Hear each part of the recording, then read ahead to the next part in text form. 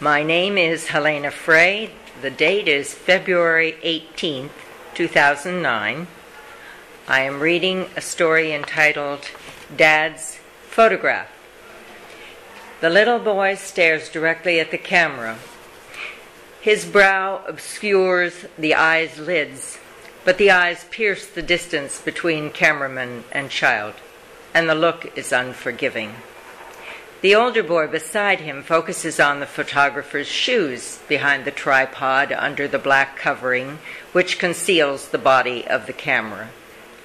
Neither boy is smiling, but that's not unusual. It's 1911, and children and adults alike didn't smile for the camera in the early 20th century. Alan's torn pocket flap hangs askew across the younger boy's sleeve. His striped jacket is buttoned at the neck.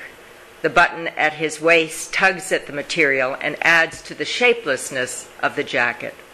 Walter's jacket is not tight, but it hangs at his hips as if all the world's detritus has found its way into his pockets. They are both in knickers, and they aren't picture perfect. The boys are being photographed by renowned child labor photographer Louis Hine. The subjects are classified under boys, cannery workers, fishing industry, United States, Maine, Eastport. Walter is 8 years old, Alan is 9. The boy of 9 helps his mother pack in the Seacoast Canning Company, Factory Number 1. Walter's job is not as safe. He may or may not keep all his fingers, because at 8 years old, he swings a cleaver and removes the heads and tails of all the fish coming down his line. I have looked at pictures of child laborers over the years, but never have I seen a picture of my own father staring out at me with defiant mistrust. I never knew he was poor. There were clues. Bow legs are a sign. The absence of childhood photographs, another. Dad told us a story about the photograph that was never taken. The story was often repeated, and since Dad had a flair for adventure, I never doubted the tale. My sister Anne and I, he said, were dressed in our most elegant attire. Anne wore a light silk dress with a crinkled surface, and I wore a black velvet suit with a lace collar.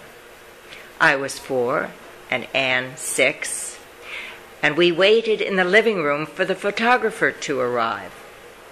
Mother cautioned us both to stay indoors, away from the dust of the road. But, Dad said, I heard the call of the wild.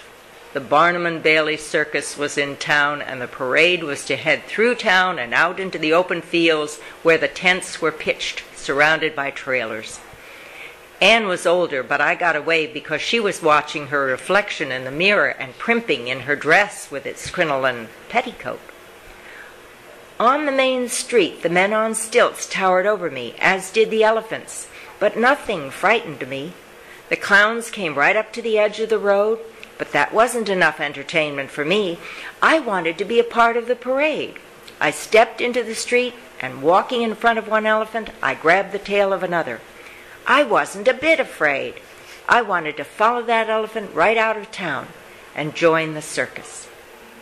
It didn't last. Mother found me. My little Lord Fauntleroy suit was covered with elephant dung, so the photograph was never taken. But a famous child labor photographer had taken his picture, and of that picture my father never spoke.